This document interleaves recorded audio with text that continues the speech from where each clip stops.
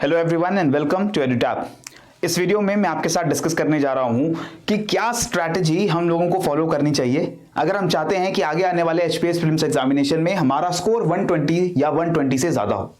ये स्ट्रैटेजी कोई किताब या किसी पर्टिकुलर सोर्स से मैंने डिराइव नहीं की है। ये स्ट्रैटेजी मेरे पर्सनल और मेरे आसपास ऐसे एस्पिरेंट्स जिन्होंने कंफर्टेबली प्रीलिम्स एग्जाम को क्लियर किया है, चाहे वो हिमाचल का हो, चाहे वो दूसरे स्टेट सर्विसेज का हो या फिर यूपीएससी का हो, उनके पर्सनल एक्सपीरियंसेस को, उनकी पर्सनल स्ट्रैटेजीज को यूज करके मैंने आपके लिए बनाई है।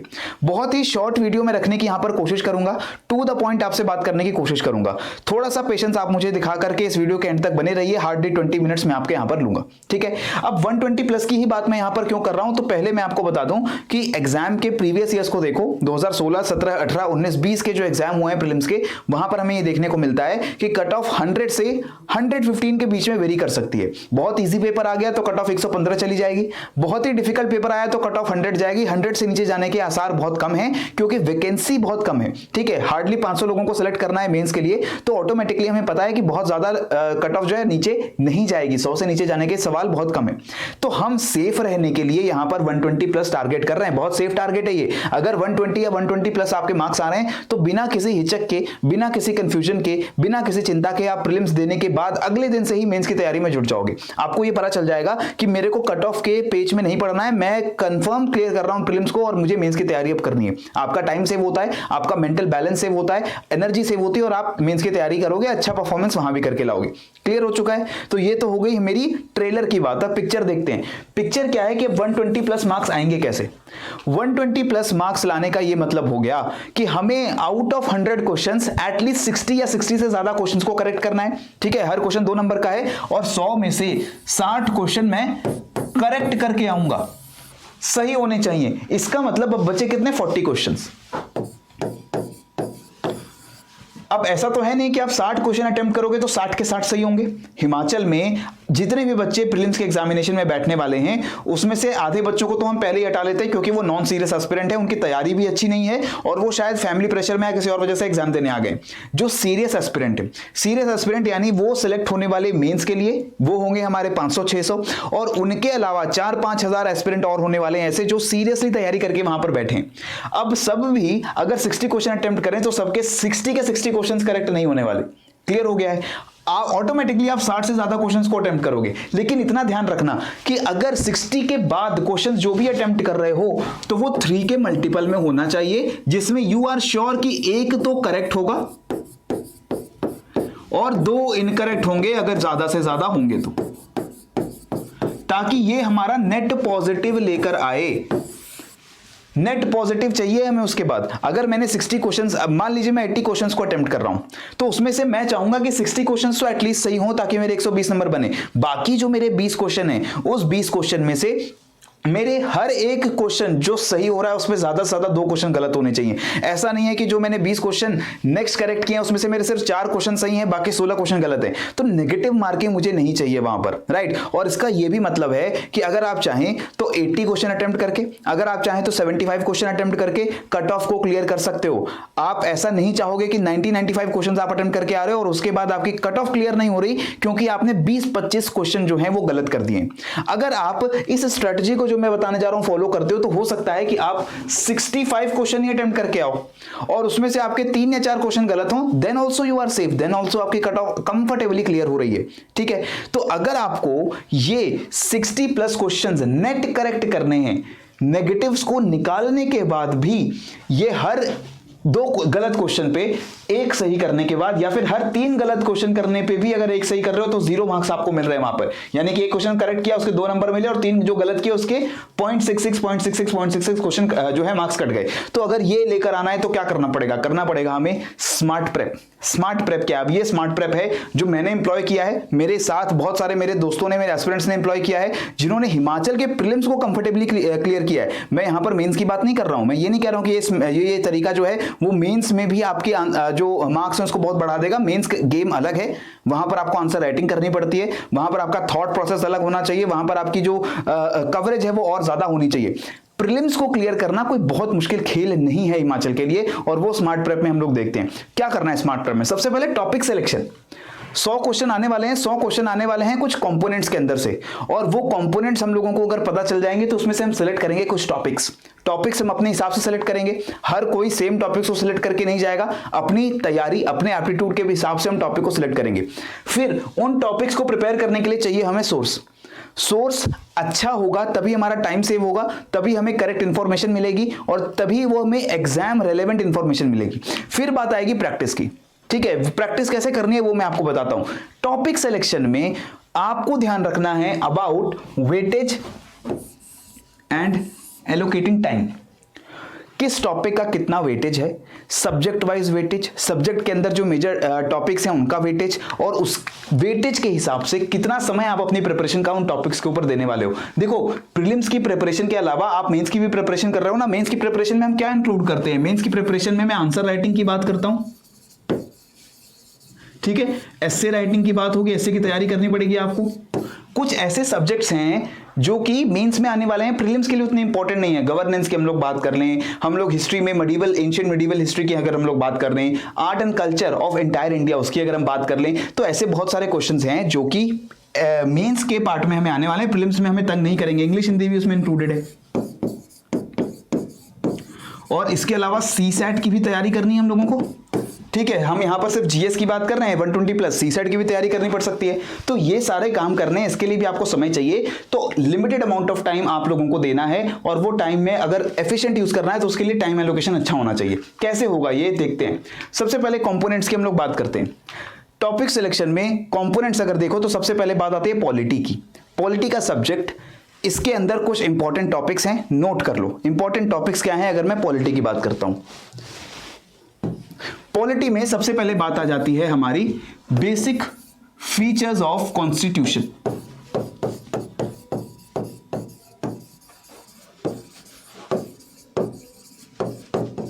कॉन्स्टिट्यूशन में प्रीएम्बल आता है, कॉन्स्टिट्यूशन के कुछ बेसिक स्ट्रक्चर है। वो बेसिक स्ट्रक्चर क्या होता है, ये सारी चीजें क्या होती है ना, टॉपिक कहां से कवर करने हैं, ये सोर्स में मैं आपको बताऊंगा। लेकिन ये टॉपिक इंपॉर्टेंट है, इसी के ऊपर क्वेश्चन आएगा। इसके ज्यादा बाहर आने के क्वेश्चन जो हैं उनके चांसेस बहुत कम है। बेसिक फीचर्स ऑफ कॉन्स्टिट्यूशन में हमारा प्रीएम्बल है, हमारा कॉन्स्टिट्यूशन का नेचर किस तरीके का है, फेडरल है, यूनिटरी है, सेकुलर है, डेमोक्रेटिक है, किस तरीके का कॉन्स्टिट्यूशन है, ये बेसिक फीचर्स आते हैं। फिर आता है rights and duties, fundamental rights और ड्यूटीज। इसमें अगर आप चाहो तो डीपीएसपी भी जोड़ सकते हो। क्लियर है?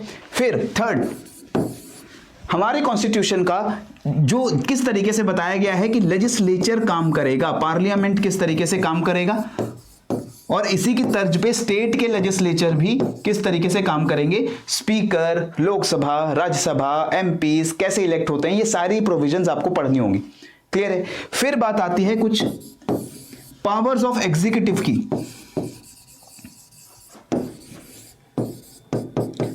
प्रेसिडेंट की पार्डनिंग पावर क्या है, प्रेसिडेंट इलेक्ट कैसे होता है, प्रेसिडेंट के प्रोविजंस क्या है, प्रेसिडेंट क्या कर सकता है क्या नहीं कर सकता है। Same goes for governor also. फिर बात आती है लोकल गवर्नमेंट।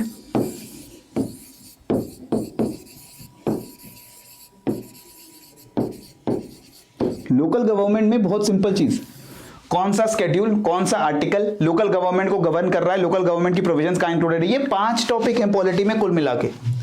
इसके बाद पॉलिटी खत्म है क्या? ऐसा नहीं है, पॉलिटी बहुत बड़ी है, पॉलिटी में और भी चीजें हैं, लेकिन ये 5 चीजें बहुत जरूरी हैं। और यही टॉपिक अगर आप सिलेक्ट करते हो, अभी मैं आपको दिखाऊंगा पॉलिटी के कितने क्वेश्चंस आते हैं, इन्हीं 5 टॉपिक्स में से वो क्वेश्चन ज्यादा से ज्यादा आने वाले हैं। इसके बाद अगर कोई क्वेश्चन आएगा तो ऐसा क्वेश्चन होगा तो या तो वो सबको आता होगा या तो वो किसी को नहीं आता होगा। और आपको एक फंडा यहां पर जरूर याद रखना है, कभी भी इजी क्वेश्चंस आपके गलत नहीं होने चाहिए, और डिफिकल्ट क्वेश्चंस जो कि सबके गलत हो सकते हैं वो आप उसको छोड़ भी सकते हो, आप उसको अटेम्प्ट भी कर सकते हो। बट इजी क्वेश्चंस जो हैं वो गलत नहीं होने चाहिए। अगर ये गलत करते हो तो क्या होता है कि बाकी एस्पिरेंट्स के कंपैरिजन में आप एक्स्ट्रा नेगेटिव लेकर जा रहे हो। बाकी जो एस्पिरेंट्स हैं वो वहां उस इजी क्वेश्चन को करेक्ट करके आएंगे, आप अगर गलत करके आओगे तो उनको +2 का फायदा होगा, आपको -0.66 होगा, यहां पर -2.66 का नुकसान होगा आपको। ठीक है, तो इस तरीके से आपको समझना होगा। पॉलिटी में टॉपिक्स आइडेंटिफाई होंगे, पॉलिटी के अंदर सोर्स क्या है वो मैं अभी आपको बताऊंगा। इसके बाद आता है हमारा नेक्स्ट टॉपिक। नेक्स्ट क्या है? जियोग्राफी। जियोग्राफी में किस तरीके के क्वेश्चंस आते हैं? ज्यादातर फिजिकल जियोग्राफी के क्वेश्चंस आते हैं, ठीक है। इसके बाद मैप बेस्ड क्वेश्चंस, इससे ज्यादा ज्योग्राफी नहीं आती है हिमाचल के अंदर।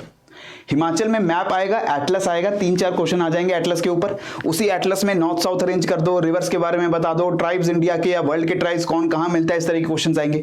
फिजिकल ज्योग्राफी में थोड़ा एटमॉस्फेयर, ओशन करंट, इस तरीके के क्वेश्चन आएंगे। हवा, पानी, जलवायु, क्लाइमेट, ये सब क्वेश्चन आएगा आपको। ज्योग्राफी की प्रिपरेशन करना बहुत ईजी है हिमाचल प्रीलिम्स के लिए, ठीक है। किस तरीके से देखूंगा आगे।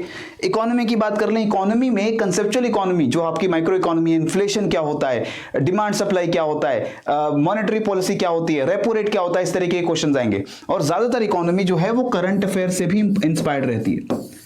रिसेंट कोई स्कीम आ गई इकोनॉमी की, आरबीआई की, वर्ल्ड बैंक की, वो चीजें आपको यहां पर इकोनॉमी में पूछी जाएंगी। इकोनॉमी में आपसे जो बजट है हिमाचल का और इंडिया का, इकोनॉमिक सर्वे है जो हिमाचल का, उसके ऊपर डायरेक्ट क्वेश्चंस आएंगे।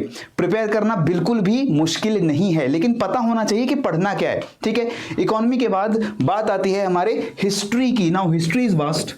हिस्ट्री में फोकस है मॉडर्न हिस्ट्री के ऊपर। अगर आप देखोगे तो हिमाचल के पेपर में जो इंडिया की हिस्ट्री है वहां पर मॉडर्न से पीछे हिस्ट्री नहीं आती है। हिमाचल की स्पेसिफिक हिस्ट्री जो है वो हम मिडिवल एज में भी चले जाते हैं, लेकिन पूरे इंडिया की हिस्ट्री की अगर हम बात करें तो मॉडर्न हिस्ट्री अगर हम प्रिपेयर कर लेते हैं बस, तो इतना हमारे लिए काफी होने वाला है, ठीक है। नेक्स्ट कंपोनेंट देखते हैं। उसके बाद बात आती है हमारे जनरल साइंस। बहुत सारे क्वेश्चंस आते हैं जनरल साइंस के। जनरल साइंस में physics, chemistry, bio. Physics, chemistry, bio लोग कहते हैं कि कैसे हम लोग तैयार करेंगे। अरे एनसीईआरटी से तैयार होता है। सोर्सेज जो मैं आपको बताऊंगा, अगर उसको आप एक बार पढ़ लोगे तो जनरल साइंस में जितने भी क्वेश्चंस आने वाले हैं उसमें से 1 या 2 क्वेश्चंस को छोड़ के बाकी कोई क्वेश्चन गलत नहीं होगा। अरे मैंने इतनी बार देख लिया बेकिंग सोडा के ऊपर वही क्वेश्चन आ रहा है, इतनी बार देख लिया कि पानी कैसे साफ करेंगे, पानी को साफ करने की टेक्निक है उसी के ऊपर क्वेश्चन आ रहे हैं, देख लिया कि जो प्लांट किंगडम है, एनिमल किंगडम है, इसमें अलग अलग तरीके की जो क्लासिफिकेशन है उसी के ऊपर क्वेश्चन आ रहा है। तो ऐसे क्वेश्चन सॉल्व करना कोई बहुत मुश्किल काम नहीं होगा जनरल साइंस के लिए, अगर आपने सही टॉपिक्स को और सही सोर्सेज को पकड़ लिया है। Next environment. एनवायरनमेंट और एग्रीकल्चर भी मैं इसमें जोड़ रहा हूं। एग्रीकल्चर को लेकर के क्या सही प्रैक्टिसेस होनी चाहिए, पर्यावरण में पॉल्यूशन, पर्यावरण को बचाने के लिए जो कन्वेंशन है, इंटरनेशनल कन्वेंशन, और भारत सरकार द्वारा पर्यावरण को बचाने के लिए क्या कदम उठाए गए हैं, कोई स्कीम हो गया, कोई लॉ हो गया, उसके ऊपर क्वेश्चन आते हैं। इसी में हमारा national parks and wild life sanctuary को भी मैं जोड़ दूंगा, एक क्वेश्चन जरूर आएगा। कोई भी नेशनल पार्क इंडिया का या वाइल्ड लाइफ सेंचुरी या बायोस्फीयर रिजर्व कहां लोकेटेड है, उसके ऊपर एक क्वेश्चन आपको पक्का देखने को मिलेगा, ठीक है। Next comes your current affairs. ये भी हमारा बहुत इंपॉर्टेंट कंपोनेंट, 20-25 क्वेश्चन आपके करंट अफेयर से आते हैं। और फिर आता है हमारा हिमाचल जीके, ठीक है। हिमाचल जीके में से भी आपको 20 to 25 क्वेश्चन तो मान के चलो 1/4 पेपर हिमाचल जीके से आएगा। अब ये सारे कंपोनेंट मैंने आपको बता दी, यही पढ़ना है प्रीलिम्स के लिए, ठीक है। यही चीजें आपको कवर करनी है अगर 60 या 65 क्वेश्चन आपको करेक्ट करके आने। अब इन सभी टॉपिक्स को ईयर वाइज मैंने एनालाइज कर लिया है, 2021 एंड 2020। ये चार्ट इस पीडीएफ में आपको हमारे टेलीग्राम चैनल पर डाउनलोड करने के लिए मिलेगा, वहां पर आप इसको डाउनलोड कर सके खुद भी स्टडी कर सकते हो। 2021 में 7 क्वेश्चन पॉलिटी के, 14 क्वेश्चन हिस्ट्री के, 7 फ्रॉम इकोनॉमी, ज्योग्राफी के 16, एनवायरनमेंट के 7, साइंस के 9, करंट अफेयर्स के 17 और हिमाचल जीके के 23। अब यहां पर अगर आपको 60+ क्वेश्चन करेक्ट करने हैं तो इसका मतलब क्या हुआ, ये पूरे पाई चार्ट का इतना हिस्सा मुझे कवर करना है। तो अगर कोई सोच रहा है कि मैं करंट अफेयर्स छोड़ दूं, मैं हिमाचल जीके छोड़ दूं, तब भी मैं 60 या 65 क्वेश्चंस करेक्ट करके आ सकता हूं। क्या उसको ऐसा लगेगा? देखो 23 + 17 कितना हो गया, ये 23 + 10 33 40, ये 40 क्वेश्चंस हैं, ये 60 क्वेश्चंस हैं। यानी कि थ्योरेटिकली देखो तो मैं इतनी चीजें अगर 100% करेक्ट करके आता हूं तब भी मैं 120+ मार्क्स ले आऊंगा। मुझे हिमाचल जीके बिल्कुल नहीं पता है, मैंने करंट अफेयर्स बिल्कुल नहीं छूना, तब भी मेरे 60+ मार्क्स आ सकते हैं, 120+ मार्क्स आ सकते हैं। अब यहां पर आपको यह भी समझना पड़ेगा, every subject in Himachal prelims, अगर geography, economy, polity, current affairs की बात करें तो एक रेशियो रहता है, इजी, मीडियम एंड डिफिकल्ट। अब इजी, मीडियम और डिफिकल्ट का मतलब यहां पर क्या है, इजी क्वेश्चंस वो होंगे जो 90% एस्पिरेंट्स को आते होंगे। मीडियम क्वेश्चन वो होंगे, इनकी डेफिनेशन ही मैं ये बता रहा हूं, इजी मीडियम की डेफिनेशन में ये बता रहा हूं कि अगर 100 बच्चे पेपर दे रहे हैं तो उसमें से 90 या 85 बच्चों को, 85-90 बच्चों को इजी क्वेश्चन आते होंगे, करेक्ट आंसर आता होगा। वहां OMR भरने में गलती हो गई, करेक्ट इनकरेक्ट पढ़ लिया, मैं उसकी बात नहीं कर रहा हूं, वो सिली मिस्टेक है, उसकी बात आगे होगी, लेकिन आपको माइंड में उनके आंसर पता होंगे, ठीक है। मीडियम क्वेश्चन की अगर मैं बात कर रहा हूं तो ये क्वेश्चन वो है जिसके लगभग मान लीजिए 50% बच्चों को वो आंसर आते होंगे, ठीक है। डिफिकल्ट क्वेश्चंस वो हैं जो हार्डली 15% बच्चों को आंसर आते होंगे, या इससे भी कम हो सकता है नंबर, ठीक है। ऐसा भी हो सकता है किसी को वो आंसर ना आता हो, बहुत ही वेग तरह का क्वेश्चन हो। ऐसा डिस्ट्रीब्यूशन हर सब्जेक्ट में रहेगा। इसमें डिफिकल्ट क्वेश्चन की मात्रा सबसे ज्यादा कौन से सब्जेक्ट्स में होती है? करंट अफेयर्स में, HPGK में, ये नोट कर लो। करंट अफेयर्स क्यों कह रहा हूं मैं? क्योंकि करंट अफेयर्स इतना वास्ट है कि क्वेश्चन जो करंट अफेयर्स से आएंगे, बहुत सारे बच्चे ऐसे होंगे जिन्होंने करंट अफेयर्स के वो क्वेश्चंस कवर नहीं किए होंगे। इसमें हिमाचल के करंट अफेयर्स भी इंक्लूडेड हैं, ठीक है। हिमाचल जी के इतने सारे आउटसाइडर्स आते हैं हिमाचल प्रीलिम्स देने, बहुत सारे लोग दिल्ली, चंडीगढ़, पंजाब, हरियाणा से आते हैं हिमाचल जीके देने, हिमाचल का प्रीलिम्स देने, और वो कुछ नहीं करते, सिर्फ कट ऑफ बढ़ा के जाते हैं आपकी। क्यों बढ़ा के जाते हैं? कि वो हाई स्कोर करते हैं। हिमाचल जीके नहीं आता उनको, बाकी सब चीज आती है, ठीक है। तो इस वजह से वो क्या करते हैं कि हिमाचल जीके छोड़ दिया, लेकिन फिर भी उनके बहुत अच्छे नंबर आ रहे हैं, और इस वजह से बाकी हिमाचल के एस्पिरेंट्स के लिए भी वो कट ऑफ जो है वो ऊपर चली जाती है, because they are also scoring great marks, right. तो हिमाचल जीके भी मैं इसलिए डिफिकल्ट कह रहा हूं क्योंकि उन सभी एस्पिरेंट्स के लिए जो हिमाचल के नहीं है, उनके लिए हिमाचल जीके बहुत डिफिकल्ट है, राइट। उसके बाद डिफिकल्ट क्वेश्चंस ज्यादा और किस कंपोनेंट में आएंगे? तो 1 या 2 या 3 क्वेश्चन आपको देखने को मिलेंगे, या तो ज्योग्राफी में या तो हिस्ट्री में। हिस्ट्री में भी मैं मानूंगा कि डिफिकल्ट क्वेश्चंस आने के चांसेस ज्यादा होते हैं, लेकिन इजी क्वेश्चंस, हर सब्जेक्ट में इजी क्वेश्चंस की मात्रा सबसे ज्यादा होगी। अगर 10 क्वेश्चन पूछे गए किसी सब्जेक्ट से तो 6 या 7 क्वेश्चन वो इजी होंगे। इजी क्वेश्चन सबसे ज्यादा आते हैं साइंस में, पॉलिटी में, क्योंकि लोगों की तैयारी भी अच्छी होती है पॉलिटी की, एस्पिरेंट्स की, साइंस की भी तैयारी उनकी अच्छी होती है। इसके साथ हिमाचल में मैंने देखा है, this is not true for all other exams, लेकिन ज्योग्राफी की भी तैयारी अच्छी होती है हिमाचल के बच्चों की। तो ज्योग्राफी के क्वेश्चन ज्यादातर इजी लगेंगे हिमाचल में, पॉलिटी के क्वेश्चन इजी लगेंगे, साइंस के क्वेश्चन इजी लगेंगे। अब बाकी जो बचा है वो है मीडियम, एनवायरमेंट, इकोनॉमी, राइट। और अब हिमाचल जीके के भी कंपोनेंट्स हैं, जैसे हिमाचल जीके का हिस्ट्री है, तो हिमाचल जीके का हिस्ट्री डिफिकल्ट में आ रहा है, लेकिन हिमाचल का जो इकोनॉमी का करंट अफेयर्स है, जो बजट या सर्वे से आने वाला है, वो मीडियम है। आधे बच्चों को आता होगा जिन्होंने बजट और सर्वे को रीड कर रखा है, राइट। तो ये डिस्ट्रीब्यूशन है। तो इसलिए मैंने कहा कि अगर मैं आपको कह दूं कि हिमाचल जीके के सारे क्वेश्चन छोड़ दो, करंट अफेयर्स के सारे क्वेश्चन छोड़ दो और ये सब कर लो, राइट, आप बाकी सभी सब्जेक्ट्स के 100% क्वेश्चन सही करके आ जाओ, ऐसा नहीं होगा ना, क्योंकि इन सभी सब्जेक्ट्स में भी डिफिकल्ट क्वेश्चन आए होंगे। 1, 2, 3, 4 ऐसे करके हर सब्जेक्ट में आपको एटलीस्ट 2 या 3 क्वेश्चन देखने को मिलेंगे जो डिफिकल्ट होंगे। तो इस वजह से हम किसी भी कंपोनेंट को ये नहीं सोचेंगे कि पूरी तरीके से छोड़ के चले जाएं, ऐसा नहीं होगा। लेकिन हमें श्योर क्या करना है? हमें ये देखना है कि पॉलिटी के 7 क्वेश्चन आए 2021 के एग्जाम में,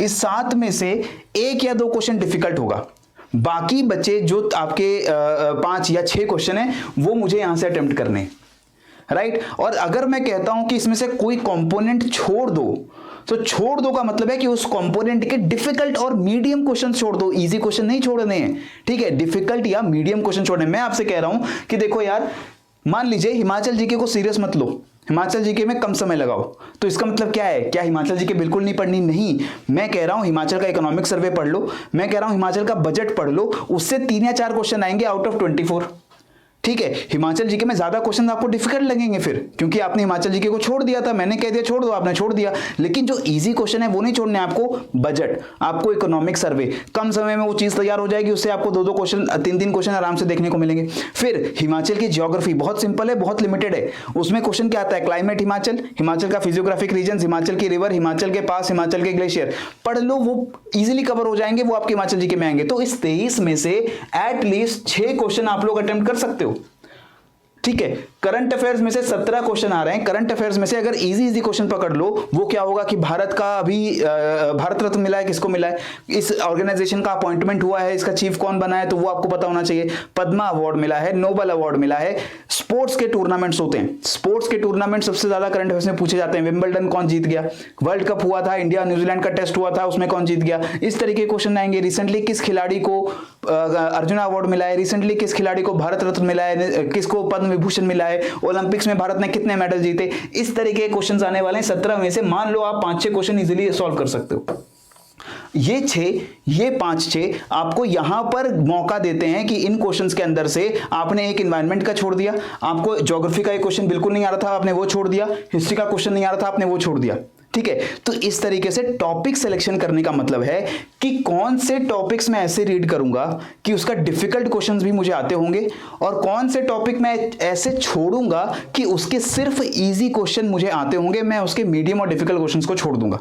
ठीक है, तो ये डेफिनेशन है कौन टॉपिक को कवर करना है और किन टॉपिक को छोड़ना है। कवर करने का मतलब क्या हुआ, ऐसा पढ़ना है उसको कि उसके डिफिकल्ट क्वेश्चन भी इजीली हो जाएं, और छोड़ना है अगर किसी सब्जेक्ट को तो उसका मतलब यह है कि उसके मीडियम और डिफिकल्ट क्वेश्चन मैं बिल्कुल नहीं छोड़ने वाला हूं, एग्जाम में मैं उसके ऊपर टाइम भी नहीं दूंगा।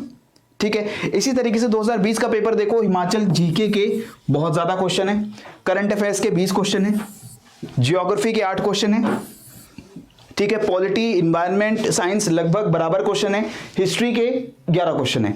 यही ट्रेंड फॉलो हो रहा है 2019 में और 2018 में भी। अगेन आप देखो, हिमाचल जीके के 20 क्वेश्चन है, करंट अफेयर्स के 21 क्वेश्चन है, ये दोनों मिला के 40 हो जाता है, दोनों मिला के 40 है। इसीलिए मैं कह रहा हूं कि इसमें से दोनों को एक साथ अगर छोड़ दोगे तो बहुत मुश्किल हो जाएगा। ये सारे सब्जेक्ट मिलाकर भी इसमें हर में 1, 2, 3 जो है डिफिकल्ट क्वेश्चन होंगे, आप नहीं कर पाओगे 60+। आपको एटलीस्ट हिमाचल जीके या करंट अफेयर्स बहुत अच्छे से प्रिपेयर करना पड़ेगा। करंट अफेयर्स प्रिपेयर करना आसान बिल्कुल नहीं है। क्यों नहीं है? क्योंकि डाइवर्स करंट अफेयर है, और हमें कैसे पता क्या पूछा जाएगा इसमें। इस करंट अफेयर्स में कुछ करंट अफेयर्स ऐसा होगा जो शायद आपको बिल्कुल पता होगा, जैसे कि बजट इकोनॉमिक सर्वे में क्या आ रहा है, लेकिन कुछ भी पूछ सकते हैं करंट अफेयर्स में ना, वी डोंट नो, हमारी कवरेज कितनी हमें नहीं पता। तो हमारे हाथ में क्या है? हमारे हाथ में ये है हिमाचल जीके, हमारे हाथ में हिमाचल जीके बिल्कुल कवर करेंगे हम। उसके बाद हम जैसे मान लो पॉलिटी बिल्कुल पकड़ के चलेंगे, हम हिस्ट्री पकड़ के चलेंगे, जियोग्राफी आसान और साइंस आसान, ये मिलाकर Himachal GK, polity, history, geography, science, इनके क्वेश्चन कर लूंगा। और मुझे उसके बाद एनवायरमेंट के 3-4 ही करने हैं, इकोनॉमी के आधे क्वेश्चन करने हैं, करंट अफेयर्स के भी 10 क्वेश्चन करने हैं, मैं 60 क्वेश्चन इजीली क्रॉस कर जाऊंगा।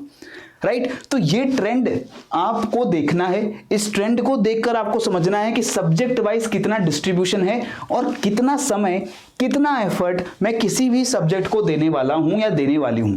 ठीक है, नेक्स्ट 2017 का भी ये मैं आपको टाइम चार्ट दिखा देता हूं। वही पैटर्न है, हिमाचल जी के 22 है, करंट अफेयर्स 18 है। तो क्वेश्चन का ये पूरा पैटर्न देख के क्या समझ आया? हमें ये समझ आया कि टॉपिक इंपॉर्टेंट कौन सा है। HPGK नहीं छोड़ सकते, करंट अफेयर्स नहीं छोड़ सकते, लेकिन फिर भी डिफिकल्ट होगा क्योंकि हमें नहीं पता कि जो हम पढ़ रहे हैं वो पेपर में आएगा या नहीं आएगा। लेकिन जियोग्राफी में जो हम पढ़ रहे हैं वो पेपर में जरूर आएगा, पॉलिटी में जो हम पढ़ रहे हैं पेपर में जरूर आएगा, हिस्ट्री में जो मैं पढ़ रहा हूं मॉडर्न हिस्ट्री में गांधी जी, नेहरू, बोस, इनके बारे में वो जरूर आएगा। तो ये सब्जेक्ट्स बिल्कुल नहीं छोड़ने। हिमाचल जीके में हिमाचल का कल्चर, सोसाइटी बिल्कुल नहीं छोड़ना। करंट अफेयर्स रेगुलर नहीं पढ़ना है, लेकिन सीरियस नहीं लेना करंट अफेयर्स को। करंट अफेयर्स के पीछे अपना पूरा दिन जो है बर्बाद नहीं करना, ये मैं आपको समझाने जा रहा हूं। ठीक है, नेक्स्ट वेटेज पता लग गई है हमें सब्जेक्ट वाइज, टाइम हम एलोकेट कर रहे हैं सब्जेक्ट वाइज। अब वेटेज आपको पता लग गई ना, मैंने आपको बता दिया कि 100 में से क्वेश्चन का डिस्ट्रीब्यूशन कैसा है, कितना समय आप दोगे आपको समझ लेना है। सोर्स आइडेंटिफाई करना पड़ेगा अब आपको। ठीक है, सोर्स भी आइडेंटिफाई करने से पहले यू मस्ट नो कि कॉस्ट बेनिफिट क्या होने वाला है। जैसे मैंने आपको बताया HPGK मान लो मैं छोड़ दूं, मैंने कॉस्ट है, मेरे लिए ये कॉस्ट है, मैंने कीमत अदा की है कि मेरे पास इतना समय नहीं है। मान लो मैं हिमाचल का लोकल नहीं हूं, अब मैं नहीं हिमाचल जीके पढ़ सकता, मुझे हिमाचल के राजा, हिमाचल की रियासतें, हिमाचल में किस तरीके का कल्चर रहा है मुझे कोई आइडिया नहीं है, मैं ये सब कुछ छोड़ दूंगा।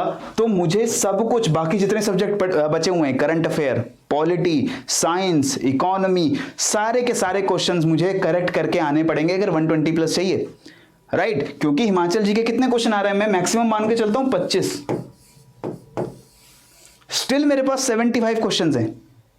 उस 75 क्वेश्चंस में मैं फिर भी अगर 10 क्वेश्चन छोड़ देता हूं, मान लो मुझे करंट अफेयर के 2 क्वेश्चन नहीं आते, पॉलिटी का 1 क्वेश्चन नहीं आता, इकोनॉमी का 1 क्वेश्चन नहीं आता, तब भी मेरे पास 10 क्वेश्चंस का गैप है।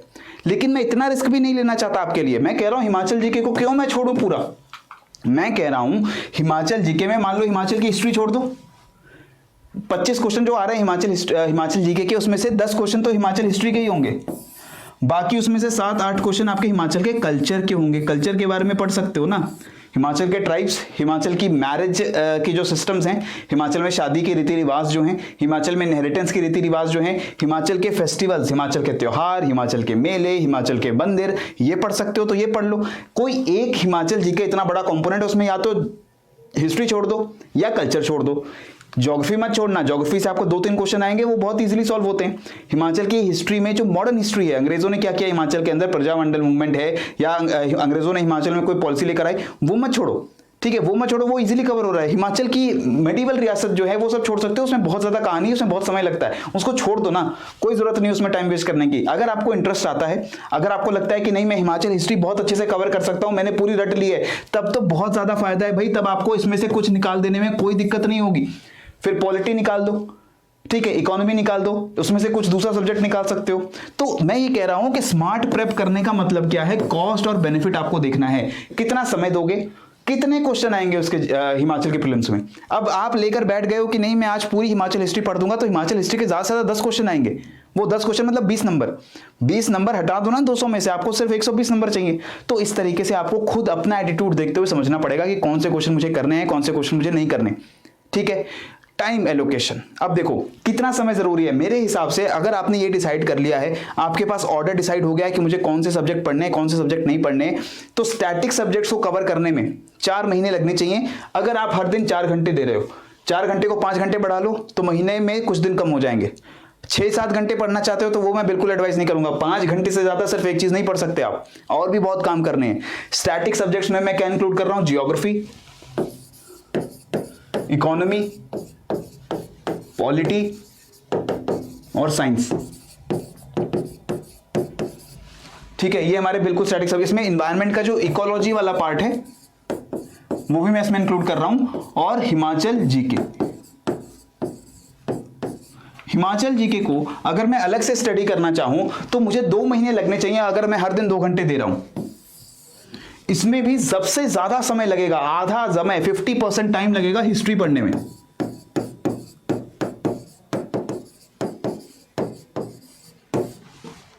ठीक है, फिर क्या बचा, हिमाचल का ज्योग्राफी बचा, ज्योग्राफी है अराउंड 20%।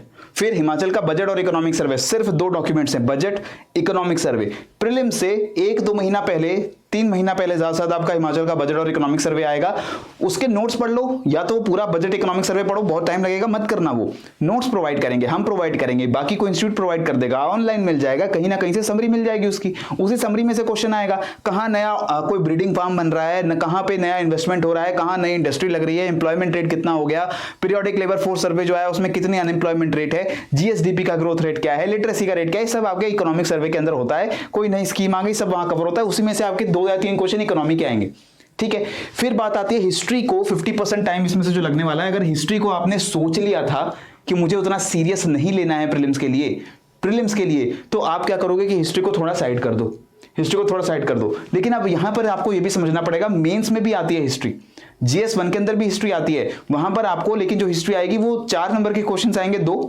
और आपको 8 नंबर के क्वेश्चन आएंगे 2।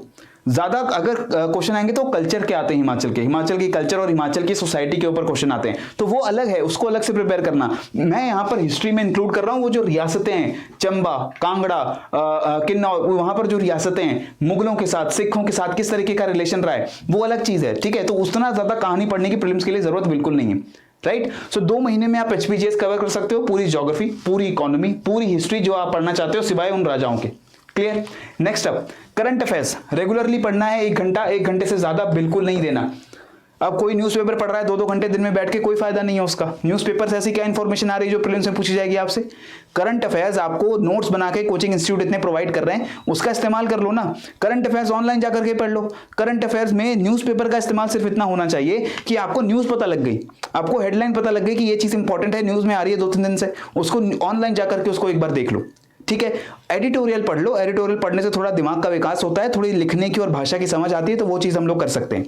रेगुलर करंट अफेयर्स में न्यूज़पेपर पढ़ना है, हर दिन आपको करंट अफेयर्स का कोई जो ऑनलाइन वीडियो मिल रहा है या ऑनलाइन डॉक्यूमेंट मिल रहा है उसमें आपको देना है, लेकिन 1 घंटे से ज्यादा समय बिल्कुल नहीं लगना चाहिए, ठीक है। फिर आती है बात रिविजन की। अब ये है प्रीलिम्स से 2 महीने पहले, मई में अगर प्रीलिम्स है तो अप्रैल और उससे पहले मार्च अप्रैल के 2 महीने आपको 6 घंटे डेली सिर्फ प्रीलिम्स को देने हैं। और क्या करना है, सिर्फ रिवीजन करना है। और इसमें मैं इंक्लूड कर रहा हूं मॉक टेस्ट भी, हर दूसरे दिन मॉक या फिर हर दिन मॉक्स। एटलीस्ट मॉक दिन में कितना टाइम लगेगा, 2 घंटे, हर दिन 2 घंटे, 6 में से मॉक दो एक, ठीक है। उसके बाद 1 घंटा उसके एनालिसिस करो, उसके बाद रिवीजन करो। नहीं तो हर दूसरे दिन मॉक दो। जितना ज्यादा मॉक दे सकते हो, जितने ज्यादा प्रैक्टिस टेस्ट दे सकते हो, उतने ज्यादा प्रैक्टिस टेस्ट दो। यूपीएससी के देने यूपीएससी के दो, एचपीएस के देने एचपीएस के दो, एचपीएस के हिमाचल के दोगे तभी उसका ज्यादा फायदा है। यूपीएससी के तो सिर्फ आपकी प्रैक्टिस के लिए है। अगर यूपीएससी के दे रहे हो तो उसमें आपको 2 घंटे का टेस्ट नहीं देना, उसमें जितना जल्दी हो सके उतना जल्दी वो टेस्ट कंप्लीट करना है। लेकिन जितने ज्यादा मॉक्स हो सके उतने ज्यादा मॉक्स देने। ये आपका टाइम एलोकेशन होना चाहिए। Tried and tested time method है। इसको अगर आप यूज करते हो तो आपको बिल्कुल फायदा होगा, ये मेरी गारंटी है। नेक्स्ट बात आती है, मैंने आपके साथ टॉपिक सिलेक्शन की, एलोकेशन ऑफ टाइम और वेटेज की बात कर ली। फिर आता है बात सोर्स आइडेंटिफाई करना है, कहां से पढ़ेंगे। सोर्स ऐसा होना चाहिए जो क्रिस्प हो, बहुत बड़ा सोर्स ना हो, आपको पीएचडी नहीं करनी है, टू द पॉइंट वहां पर बात हो, और रेलेवेंट सोर्सेज हो, एग्जाम के सिलेबस के हिसाब से सोर्सेज हो। अगर आप देखोगे कि ऐसा कोई सोर्स आप पढ़ रहे हो, क्योंकि मार्केट में ज्यादातर सोर्सेज जो अवेलेबल हैं वो यूपीएससी के हैं या फिर Uttar Pradesh public service commission के, ठीक है। मैं यहां पर सोर्सेस की क्या बात करूंगा, नोट्स हैं, करंट अफेयर्स की कवरेज है, तो वो कवरेज यूपीएससी के लिए अलग होगी, एचपीएस के लिए अलग होगी। हिमाचल में जो करंट अफेयर्स आने लग रहे हैं अब काफी हद तक यूपीएससी जैसे ही आते हैं, लेकिन यूपीएससी फिर भी एक अलग लेवल पे है, और हिमाचल के करंट अफेयर्स जो हैं वो अलग लेवल पे हैं। वहां पर आपको हिमाचल की लोकल न्यूज के अलावा भारत या इंटरनेशनल भी अगर कोई बात हो रही है तो कहीं यूएन का नया चीफ बन गया, यूपीएससी कभी नहीं पूछेगा, और यूपीएससी के नोट्स में वो शायद कवर्ड भी नहीं होगा, लेकिन हिमाचल में वो जरूर कवर्ड होगा, ठीक है। और अगर आप सोच रहे हो कि नहीं यूपीएससी के नोट्स पढ़ लेंगे तो हिमाचल तो उसमें कवर हो ही जाएगा, अरे तो इसको पढ़ने में बहुत समय लगेगा भाई, इसको पढ़ने के लिए बहुत ज्यादा मेहनत लगेगी। इतना टाइम है कि आपके पास, इतना आप अपना मेहनत जो है इसमें करना चाहते हो तो कर लो, बहुत अच्छी बात है, आपका बहुत बौद्धिक विकास होगा, लेकिन इसका फायदा उतना नहीं है। आपको हिमाचल के करंट अफेयर्स पढ़ने हैं, आपको उस तरीके के करंट अफेयर्स पढ़ने हैं जो आते हैं एग्जाम में, ठीक है। और वो आपको हिमाचल के जो ट्राइड एंड टेस्टेड पीपल हैं, जिन्होंने हिमाचल के प्रीलिम्स को देखा हुआ है कि किस तरह करंट अफेयर्स आ रहे हैं, वो ऐसे करंट अफेयर्स बना सकते हैं। ऐसे करंट अफेयर्स एडुटैब भी आपको प्रोवाइड कर रहा है, वीडियोस की फॉर्म में भी, और आपके कोर्स के अंदर भी आप उसको खुद देख सकते हो कि क्या वो उन्हीं टॉपिक्स पे करंट अफेयर आ रहे हैं। स्पोर्ट्स है, अपॉइंटमेंट्स है, अवार्ड्स हैं, जो हमारी दूसरी स्कीम्स आती हैं सेंट्रल लेवल के ऊपर, सेंट्रल गवर्नमेंट की, और जो हिमाचल गवर्नमेंट की आती हैं, क्या उन पे हमें करंट अफेयर्स कवर करवाए जा रहे हैं, नहीं करवाए जा रहे हैं, वो चीज आप उन नोट्स के अंदर भी देख सकते हो, राइट। नोट्स में सोर्सेस की अगर मैं स्टैटिक सब्जेक्ट की बात करूं, स्टैटिक सब्जेक्ट्स यानी कि ज्योग्राफी, इकोनॉमी, पॉलिटी, वो चीजें कहां से पढ़नी है सर, तो वो चीजें उसके लिए अलग से हमने एक वीडियो बना के इस चैनल के ऊपर डाल रखी है। वहां पर हमने हर सब्जेक्ट के लिए बता रखा है कि आपको बुक लिस्ट कौन सी यूज करनी है, कौन सी बुक्स आपको यूज करनी है, और अगर बुक्स पढ़ चुके हो, बुक्स या नहीं पढ़ना चाहते हो, तो एडुटैब आपको नोट्स प्रोवाइड करता है जो क्रिस्प हैं किसी भी स्टैटिक सब्जेक्ट के लिए, चाहे वो geography, economy, polity, science, history हो, या फिर वो हिमाचल जीएस के सब्जेक्ट्स हो। आपको ऐसे नोट्स मिलने वाले हैं जिनके बाहर कुछ नहीं आएगा। मैं सिर्फ स्टैटिक की बात कर रहा हूं, एनसीईआरटीज को, स्टैंडर्ड बुक्स को, सबको पढ़ करके निचोड़ करके हमने वो नोट्स बनाए हैं, ताकि कम से कम शब्दों, कम से कम पेजेस के अंदर, और आपके कम से कम समय के अंदर आपको वो सारी इंफॉर्मेशन मिल जाए जो आपके लिए जरूरी है। उसको ही बार बार पढ़ना है, उसको मल्टीपल टाइम्स पढ़ना है और रिवाइज करना है। और ये मेरी गारंटी, कोई ऐसा क्वेश्चन मैंने तो देखा है अपने एक्सपीरियंस में, 2017, 18, 19 और 20, और ये 20 का एग्जाम 21 में हुआ है, 18 का एग्जाम 19 में हुआ है, तो जो रिसेंट भी एग्जाम हुआ है कोई भी ऐसा क्वेश्चन नहीं आया जो नोट्स के अंदर कवर्ड ना हो। स्टैटिक की मैं बात कर रहा हूं। अगेन करंट अफेयर्स तो ऑब्वियसली हर साल अपडेट होंगे, करंट अफेयर्स तो हर साल आपको नए पढ़ने पड़ेंगे, राइट। और फिर बात आती है दोस्तों हमारी प्रैक्टिस की, ठीक है। प्रैक्टिस में मॉक्स पेपर की मैं बात कर रहा हूं, और ऐसे मॉक टेस्ट की बात कर रहा हूं जो नए पैटर्न के हिसाब से हो। 2021 का पैटर्न अगर आपने देख लिया हो तो आपको पता चलेगा कि मल्टीपल स्टेटमेंट्स के क्वेश्चंस आने लगे हैं। 4 स्टेटमेंट दे दी जाती हैं, उसमें से 2 स्टेटमेंट करेक्ट होती हैं, आइडेंटिफाई करके बताओ। आपको लिस्ट दे दी जाती है 4, हर लिस्ट में 2 लिस्ट दी गई, दोनों में 4-4 एलिमेंट है, उसमें आपको करेक्टली मैच करना है। आपको 4 आइटम्स दे दिए गए, उसको north to south, south to east arrange करना है, साउथ टू नॉर्थ अरेंज करना है, ईस्ट टू वेस्ट अरेंज करना है। आपको जो सिंगल स्टेटमेंट के क्वेश्चंस आते थे वो कम हो चुके हैं। पहले हिमाचल के पेपर देखोगे तो वहां पर ऐसे क्वेश्चन की एक लाइन लिख दिया, उसके नीचे 4 ऑप्शन दे दिए, ऐसे क्वेश्चन बहुत कम हो गए। अब ऐसे क्वेश्चन आ रहे हैं कि आपको हर क्वेश्चन में 4 लाइनें पढ़नी है, और उसमें से करेक्ट आंसर क्या है, करेक्ट लाइंस कौन सी हैं, करेक्ट स्टेटमेंट कौन सी है, वो आइडेंटिफाई करना है। तो एक्चुअली अब आपको 80 into 4 क्वेश्चन सॉल्व करने हैं। 20 क्वेश्चन तो अलग है जो सिंगल स्टेटमेंट वाले हैं, इसके अलावा 320 क्वेश्चन सॉल्व कर रहे हो आप, क्योंकि हर क्वेश्चन के अंदर 4 स्टेटमेंट है और चारों को आपको रीड करना पड़ेगा एटलीस्ट। तो इसलिए मॉक्स की जरूरत है जो नए पैटर्न के हिसाब से हो। मॉक्स जितने ज्यादा दे सकते हो उतने ज्यादा देने हैं, ये बहुत जरूरी है फ्रेंड्स। स्ट्रैटेजी सब कुछ बंटाधार हो जाएगा अगर ये काम नहीं किया, मॉक्स नहीं दिए। और अगर हमारा प्रीलिम्स का पेपर मान लीजिए जून में शेड्यूल होता है, तो मैंने क्या बोला, जो प्रीलिम्स से 2 महीने पहले, तो अप्रैल मई, ये 2 महीने में जितने ज्यादा मॉक्स दे सकते हो उतने ज्यादा मॉक्स। जो मॉक्स पहले दे दिए थे, पुराने थे, उनको भी एक बार अटेम्प्ट करो। जितने ज्यादा अटेम्प्ट कर सकते हो उतने ज्यादा अटेम्प्ट करो, और बिल्कुल नेचुरल कंडीशंस में नए पैटर्न के हिसाब से अटेम्प्ट करना है। नेचुरल कंडीशंस का मतलब क्या है? ऑनलाइन मॉक टेस्ट दे दे क्या सर? नहीं भाई, क्या करोगे online mock test? Paper offline हो रहा है, ऑनलाइन क्विज दे सकते हो और उस क्विज में आप देख सकते हो, अपनी नॉलेज बस टेस्ट कर सकते हो। क्योंकि मैं यहां पर जो ऑफलाइन मॉक देने की बात कर रहा हूं, उसके हमारे कुछ ऑब्जेक्टिव्स हैं, हमारे कुछ लक्ष्य हैं। लक्ष्य क्या है कि हमें तो पहले नए पैटर्न के बारे में पता चलेगा, ठीक है। एग्जाम में जाके सरप्राइज नहीं होना है हमें नया पैटर्न पता चलेगा। और उसके अलावा क्या ज्यादा मार्क्स आते हैं मॉक्स में, तो प्रीलिम्स में ज्यादा मार्क्स आएंगे क्या? अगर मैं मॉक्स के अंदर बहुत अच्छी परफॉर्मेंस कर रहा हूं भाई, मैं 100 के 100 क्वेश्चन अटेम्प्ट करके आता हूं सर, 100 में से 80 क्वेश्चन करेक्ट हो जाते हैं, इसका मतलब क्या हुआ कि मैं तो प्रीलिम्स करेक्ट जो है बिल्कुल क्लियर कर रहा हूं। ये ऐसा बिल्कुल नहीं है, मॉक्स देने का हमारा लक्ष्य भी ये नहीं है। हमें ऐसा भी नहीं सोचना है कि मॉक्स में तो सर मेरे 60 नंबर आ रहे हैं, 70 नंबर आ रहे हैं, आपने कहा था कि 60 क्वेश्चन सही करके आओ, तो मैं कैसे क्लियर करूंगा प्रीलिम्स में? मॉक्स का लक्ष्य बिल्कुल है ही नहीं ये सोचना कि आपकी प्रीलिम्स में परफॉर्मेंस कैसी होगी। मॉक्स देने के 3 ऑब्जेक्टिव्स हैं। पहला ऑब्जेक्टिव क्या है? स्पीड बढ़ाओ, कवरेज बढ़ाओ। स्पीड बढ़ती है, मैंने आपको कहा कि हर क्वेश्चन की 4 स्टेटमेंट है, वो आपको पढ़नी पड़ेगी और फिर आंसर मार्क करना पड़ेगा। कुछ क्वेश्चन में करेक्ट स्टेटमेंट आपका आंसर है, कुछ क्वेश्चन में इनकरेक्ट स्टेटमेंट आपका आंसर है। तो वो केयरफुली पढ़ने के लिए आपको स्पीड की रिक्वायरमेंट होगी। स्पीड बढ़नी चाहिए, 2 ही घंटे हैं हमारे पास। और स्पीड और क्यों चाहिए? क्वेश्चन को देख करके ये भी आपको समझना पड़ेगा ना कि क्वेश्चन डिफिकल्ट है, इजी है या मीडियम है ना। अगर मुझे नहीं आता तो क्या किसी को नहीं आता होगा?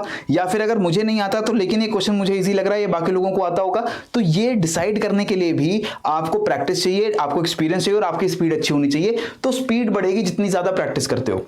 कवरेज बढ़ जाती है। मॉक्स को as a source of preparation हम यूज कर सकते हैं। जैसे मैंने आपको कहा कि करंट अफेयर्स का हमें कभी नहीं पता कि कवरेज पूरी हो गई या नहीं हो गई, लेकिन अगर आपने रेप्यूटेड टेस्ट सीरीज को उठा करके अगर अटेम्प्ट कर लिया है, तो इसका मतलब क्या हुआ कि आपके साथ जो दूसरे बच्चे बैठ के पेपर दे रहे हैं, उन्होंने भी वो सारे टेस्ट सीरीज को अटेम्प्ट कर लिया है। और इसका मतलब है कि ऐसा कोई करंट अफेयर का आइटम, ऐसी कोई करंट अफेयर की न्यूज जो बाकी एस्पिरेंट्स को पता थी और शायद आपको नहीं पता थी, वो आपसे रह ना जाए। आप जितनी ज्यादा टेस्ट सीरीज दे दोगे, आप उनके उतने ज्यादा सॉल्यूशंस पढ़ोगे, आप उतने ज्यादा उनके क्वेश्चंस देख लोगे, और ऐसा कोई भी करंट अफेयर का आइटम या स्टैटिक सब्जेक्ट का टॉपिक आपसे लेफ्ट आउट नहीं होगा। कोई ऐसा चैप्टर था जो आपने नहीं पढ़ा था लेकिन बाकी सभी एस्पिरेंट्स ने उसको पढ़ लिया था, बहुत इजी हो गया वो इसलिए क्योंकि बाकी सभी एस्पिरेंट्स ने उसको पढ़ लिया है, वो उसका करेक्ट आंसर मार्क करके आएंगे।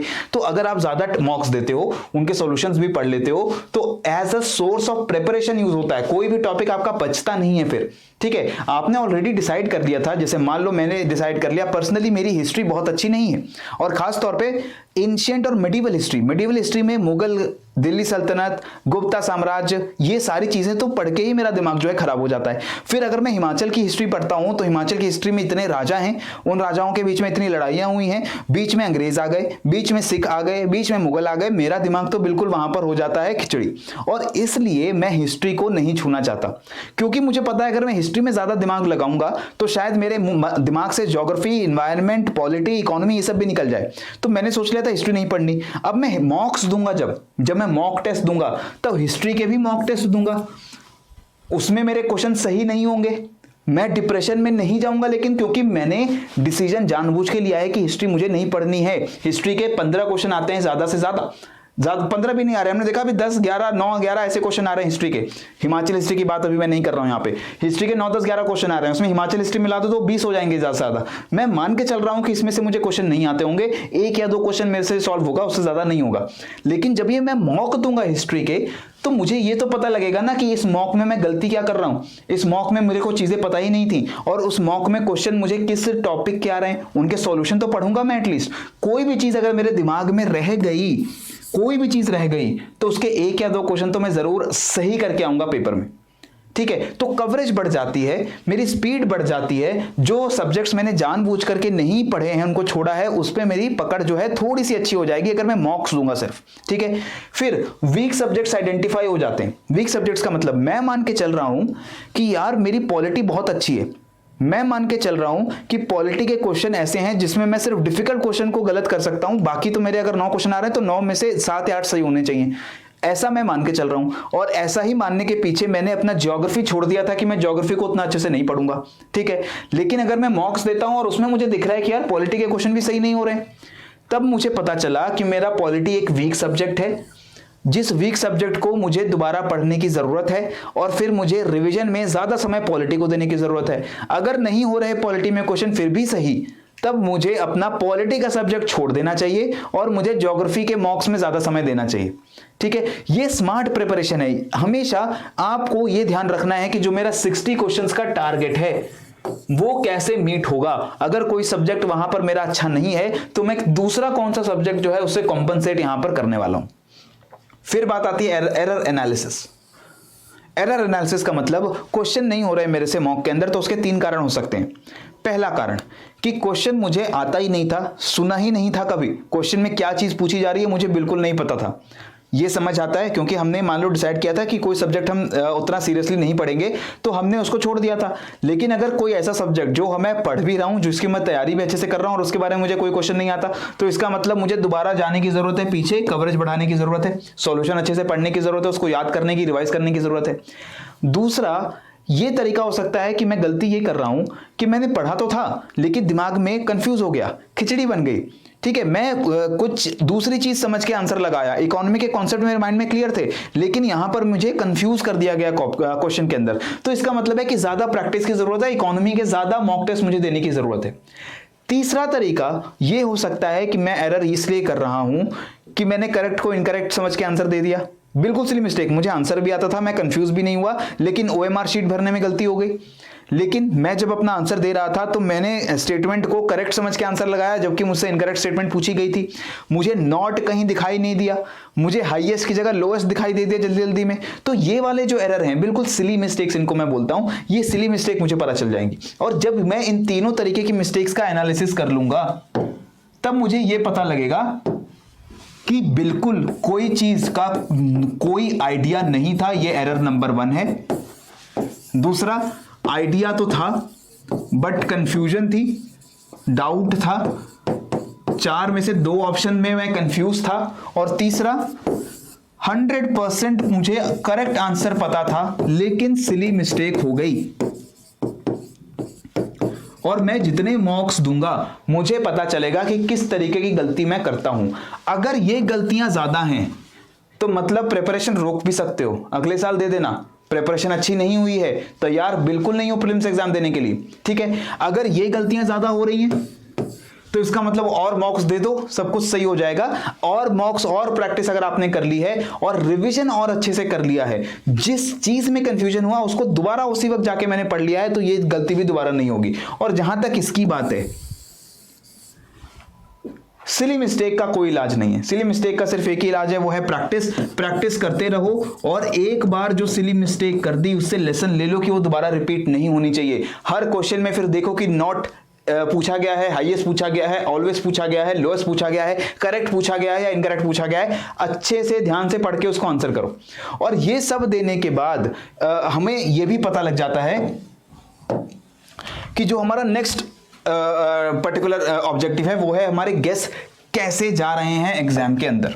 गेस कैसे जा रहे हैं मतलब कि अगर मैं किसी क्वेश्चन में तुक्का लगाता हूं, तुक्का का मतलब मुझे 2 ऑप्शंस के बीच में कंफ्यूजन था और मैंने अपना ज्ञान लगा के मैंने उसमें से एक ऑप्शन पे गेस मार दिया। मॉक्स में भी मैं ऐसा करूंगा, लेकिन क्या वो गेस सही होते हैं? डिफरेंट मॉक्स में मैं देखूंगा कि मेरे गेस यार अच्छे खासे सही हो जाते हैं, तो इसका मतलब प्रीलिम्स में भी गेस मारा जा सकता है। लेकिन अगर गेस सही नहीं होते, आप उतने लकी नहीं हैं, आपका क्या कह सकते हैं उसके एजुकेटेड गेस भी अगर कह लीजिए वो उतना अच्छा नहीं है, तो ऐसे गेस प्रीलिम्स में मत मारना। मारोगे तो वहां पर भी आपको नेगेटिव आंसर्स देखने को मिलेंगे, नेगेटिव मार्क्स देखने को मिलेंगे। फिर बात आती है एस्टिमेट द अटेम्प्ट। अब ये सबसे इंपॉर्टेंट है मॉक्स देने के बाद, कितना अटेम्प्ट देने पर मेरा 120 क्लियर हो जाता है। मान लो कि आप मॉक्स दे रहे हो, उसमें से फुल लेंथ मॉक्स के अंदर भी आपने ये सोच लिया है कि मैंने 75 क्वेश्चन ही अटेम्प्ट कर लेता हूं, उतने में ही मेरा 115-120 मार्क्स आ जा रहा है आराम से। तो इसका मतलब क्या है? इसका मतलब यह है कि फालतू में उस दिन जाकर के हीरो नहीं बनना है, उस दिन जाकर के 90-95 क्वेश्चन अटेम्प्ट करने की जरूरत नहीं है, क्योंकि अगर 75 क्वेश्चंस में ही 120 बन जा रहा है तो इसका मतलब बाकी जो बचे हुए 25 क्वेश्चन थे वो आपके वीक सब्जेक्ट्स में से होंगे, जो आपने उतने अच्छे से प्रिपेयर नहीं किए। उसमें अगर वहां पर हाथ मारोगे तो वहां पर नेगेटिव मार्क्स मिलेगा, अनलेस एंड अनटिल आप बिल्कुल श्योर हो कि नहीं मैं उस दिन 30 मार्क बन के 90 क्वेश्चन करके आऊंगा, और उस 90 में मैं भगवान के हाथ में छोड़ रहा हूं कि लास्ट के जो 30 क्वेश्चन है उसमें से देखा जाएगा कौन सही है कौन गलत है। गारंटी दे रहा हूं लास्ट के 30 क्वेश्चन में से आपके 25 क्वेश्चन गलत होंगे, 25 क्वेश्चन गलत होंगे। और मैंने ऐसा होते हुए अपने दोस्तों के साथ देखा है कि बहुत अच्छे लोग जिन्होंने बहुत अच्छी तैयारी कर रखी थी, उन्होंने उस दिन जाकर के अटेम्प्ट करनी चाहिए थी 70, अटेम्प्ट करके आए वो 90, 95, और नेगेटिव मार्किंग इतनी लेकर आए कि कट ऑफ से उनके 2 या 3 नंबर कम है। ठीक है, तो ये अटेम्प्ट कितनी करनी है आपको, ये आपको पता चल जाएगा। इसमें आपको ये पता चलेगा कि मान लो मैं मॉक्स के अंदर 90 क्वेश्चन अटेम्प्ट करता हूं, तब जाकर के मेरे बनते हैं 120 नंबर, 115 नंबर। तो इसका मतलब प्रीलिम्स में भी आपको 90 क्वेश्चन जो है अटेम्प्ट करने पड़ेंगे। आप हर मॉक में 100 क्वेश्चन अटेम्प्ट करके आ रहे हो, क्यों? ये तो मॉक है भाई, इसमें क्या फायदा है? कितने भी क्वेश्चन अटेम्प्ट करो, कोई मुझे नेगेटिव मार्किंग से फर्क नहीं पड़ रहा, मैं अपनी परफॉर्मेंस देखना चाहता हूं। तो ये मत करना।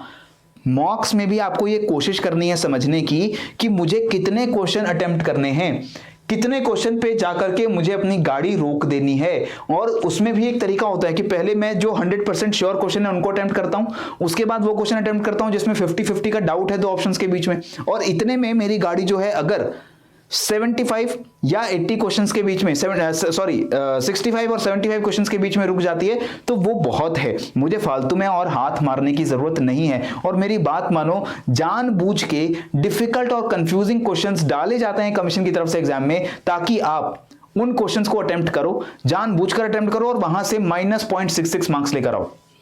राइट, तो कभी भी मॉक्स दो तो आपके माइंड में ये टारगेट्स होने चाहिए। स्पीड बढ़ानी है, कवरेज बढ़ानी है, अपने कमजोर एरियाज को समझना है और उनको मजबूत करना है, अपने एरर्स को एनालाइज करना है कि वो एरर्स हो क्यों रहे हैं, कंप्लीट लैक ऑफ नॉलेज है, नॉलेज की कमी है, या कंफ्यूजन हो जा रहा है, बहुत सारी नॉलेज हो गई दिमाग में, या फिर मेरे से सिली मिस्टेक हो रही है। आपको ये एरर एनालाइज करके मुझे बताने।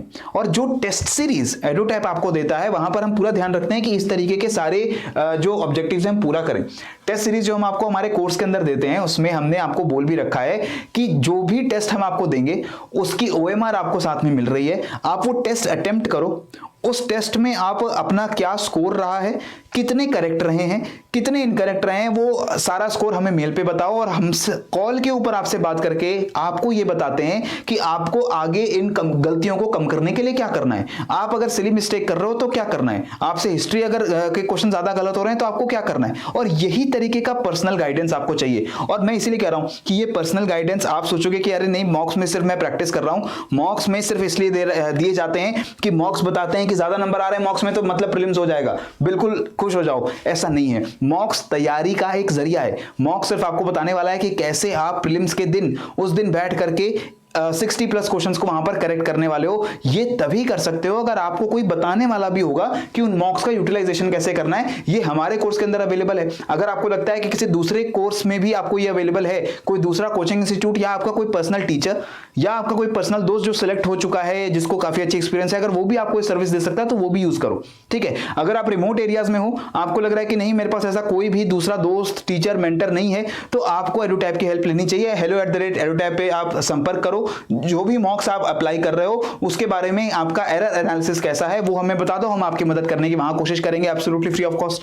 ठीक है, नेक्स्ट अप, मॉडिफाई कर लो अपनी लाइफस्टाइल को। ये बिल्कुल फाइनल काम होगा मेरी स्ट्रेटजी में। मैंने हमेशा ये देखा है, लास्ट 1 मंथ प्रीलिम से 1 महीना पहले अपनी सोने की, अपने सुबह उठने की हैबिट को बिल्कुल नॉर्मलाइज करो। पेपर हमारा अगर 9-10 बजे होता है तो ऐसा नहीं है कि हम अभी मेंस की तैयारी कर रहे हैं, प्रीलिम्स की तैयारी कर रहे हैं, रात के 12 बजे तक पढ़ रहे हैं और सुबह हम 12 बजे उठ रहे हैं। ठीक है। तो अगर ऐसी हैबिट है तो इस हैबिट को चेंज कर लो, इस हैबिट में से निकल आओ। 1 महीना पहले एटलीस्ट सुबह उठने की आदत डाल लो, क्योंकि 2 शिफ्ट में पेपर है, सुबह भी देना है पेपर, फिर सीसेट का पेपर देना है दोपहर में, तो दोनों पेपर की तैयारी कर लो। मॉक्स भी अगर दो तो सुबह के समय बैठकर 2 घंटे, सीसेट का मॉक अगर दे रहे हो तो दोपहर के समय दो बैठ करके, और एक स्ट्रेच में लगातार 2 घंटे के अंदर वो मॉक अटेम्प्ट करो। ठीक है। लाइफस्टाइल, अपनी बॉडी को भी आदत डालो, अपने दिमाग को भी आदत डालो उस प्रीलिम्स एग्जाम की। ठीक है। खान पान सही कर लो, अपना जो डाइट है उसको थोड़ा बैलेंस्ड कर लो, अपनी जो कमिटमेंट्स हैं, फैमिली रिस्पॉन्सिबिलिटीज हैं, अपने दोस्त हैं उनके साथ जा रहे हो उसको तो पहले ही आपको थोड़ा सा कम करना पड़ेगा। अपनी लाइफस्टाइल में ये मॉडिफिकेशंस आपको लानी पड़ेंगी, राइट। सो ये है मेरी स्ट्रैटेजी रिगार्डिंग 120 प्लस मार्क्स, और इस स्ट्रैटेजी को यूज करके मैंने ये देखा है, मैंने भी हिमाचल के 2 प्रीलिम्स, यूपीएससी के 3 प्रीलिम्स मैंने इसी स्ट्रैटेजी को यूज करके क्रैक किए हैं। कोई एक्सक्यूज आपके पास ये नहीं होना चाहिए कि मैं प्रीलिम्स ही क्रैक नहीं कर पा रहा हूं। असली एग्जाम प्रीलिम्स के बाद स्टार्ट होता है मेंस का। ठीक है। तो प्रीलिम्स ही अगर क्रैक नहीं कर पा रहे हो तो उसका एक्सक्यूज, उसका बहाना आपके पास नहीं होना चाहिए। वो आप बिल्कुल अपनी प्रॉब्लम दूर कर सकते हो अगर आप खुद ये सेल्फ स्ट्रैटेजी, अपना ये सेल्फ प्रेप फॉलो करते हो। नहीं फॉलो कर पा रहे तो एटलीस्ट अगर आप मॉक देना चाहते हो तो हम एडुटैप आपको बिल्कुल लेटेस्ट पैटर्न के ऊपर क्वेश्चन का जो डिस्ट्रीब्यूशन रहता है हमारे एचपीएस प्रीलिम्स एग्जामिनेशन में, उसी डिस्ट्रीब्यूशन के हिसाब से हमने ये पूरे टेस्ट सीरीज को डिजाइन किया है। 18 टेस्ट हैं इसके अंदर, 18 टेस्ट के साथ उनकी डिटेल्ड एक्सप्लेनेशन भी है, 1800 क्वेश्चन विद सॉल्यूशंस, और वो सॉल्यूशंस के अलावा हम आपको दे रहे हैं पर्सनल गाइडेंस। जो भी टेस्ट आप अटेम्प्ट कर रहे हो उसमें आपके कितने मार्क्स आ रहे हैं, कितने सही हो रहे हैं क्वेश्चन, कितने गलत हो रहे हैं क्वेश्चन, वो आप हमें बताओ, हम आपको बताएंगे कि उसमें गलत का रेशियो कैसे कम करना है, सही का रेशियो कैसे बढ़ाना है। ठीक है। आपको सीसेट की कोचिंग चाहिए, उसके लिए हमारा डेडिकेटेड कोर्स है। आपको कॉम्प्रिहेंसिव कोर्स चाहिए जहां पर GS, CSAT, mains answer writing as well as mains and prelims test series available है, तो वो कोर्स आपके पास अवेलेबल है। इससे बेटर कोर्सेज आपको मार्केट में मिलते हैं, आप उनको सब्सक्राइब करो। इससे बेटर मेंटरिंग आपको कोई दे सकता है, चाहे वो कोई दूसरा टीचर हो, चाहे आपको लगता है कोई सिलेक्टेड कैंडिडेट हो ऑलरेडी, तो उसकी आप मदद लो, लेकिन मदद लो। प्रीलिम्स को सिर्फ अपने बेसिस पे, अपने बलबूते अगर आप क्रैक करने की कोशिश कर रहे हो तो आप इतना जरूर जान लो कि अगर वो पिछले अटेम्प्ट में क्रैक नहीं हुआ था तो इस बार भी नहीं होगा, राइट। अगर आप अच्छे कैंडिडेट हो, आप इतने समझदार हो कि आप खुद प्रिपेयर करके एक बार प्रीलिम्स क्रैक कर चुके हो, तो दूसरी बार भी क्रैक कर जाओगे, इसका मुझे पूरा विश्वास है। ठीक है। So this was my strategy for scoring 120 plus marks in HPS prelims examination, and that is all from my side. Please subscribe to our YouTube channel. अगर आपको ये वीडियो पसंद आए तो उसको लाइक भी कर दो।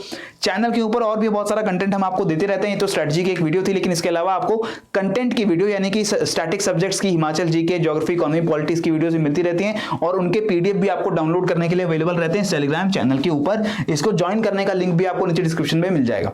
और अगर आप बात करना चाहते हैं अबाउट आवर कोर्सेज या फिर अपनी स्ट्रैटेजी के बारे में फॉर हिमाचल एग्जामिनेशन, तो ये नंबर हमारा है, ये हमारा मेल आईडी है hello@edutap.co.in 8146207241। आप चाहे किसी भी इंस्टीट्यूट के स्टूडेंट हो, चाहे आप इस एग्जामिनेशन की तैयारी पिछले 10 साल से कर रहे हैं, चाहे अभी आपने स्टार्ट नहीं की है, किसी भी तरीके की दिक्कत अगर आपको है तो आप हमें कांटेक्ट कर सकते हैं। जल्दी से जल्दी कांटेक्ट करके हम आपको आपकी जो कंफ्यूजन है उसको दूर करने का काम करेंगे।